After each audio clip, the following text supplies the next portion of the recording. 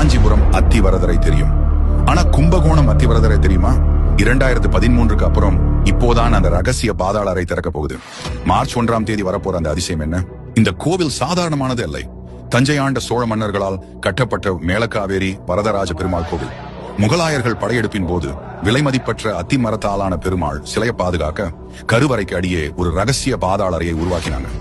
காத்திருப்பவர் கடவுள் என்றால் அவர் வரதராஜ பெருமாள். உங்களுக்கு வரதராஜ பெருமாள் பிடிக்குமா? லைக் பண்ணுங்க. அத்திவரதர் காஞ்சியில 40 வருஷம்னா இங்கே 12 வருஷத்துக்கு ஒரு முறைதான் வெளியே வருவார். கடைசியா 2013 தரிசனம் கொடுத்தாரு. அதுக்கு முன்னாடி 98 வருஷங்களுக்கு ஒரு முறை நடக்கிற ஒரு அபூர்வ சுழற்சியும் இந்த சிலைக்கு உண்டுன்னு சொல்லப்படுது. நிலத்தடி நீர் மட்டத்திற்கு கீழே இருட்டான அந்த அறையில இத்தனை வருஷமா பெருமாள் யோக நிலையில இருக்காரு.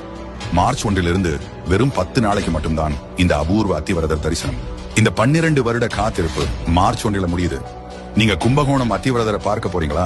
அந்த பாதாள அறை ரகசியம் பத்தி நீங்க என்ன நினைக்கிறீங்க? கமெண்ட் பண்ணுங்க. மறக்காம சப்ஸ்கிரைப் பண்ணுங்க.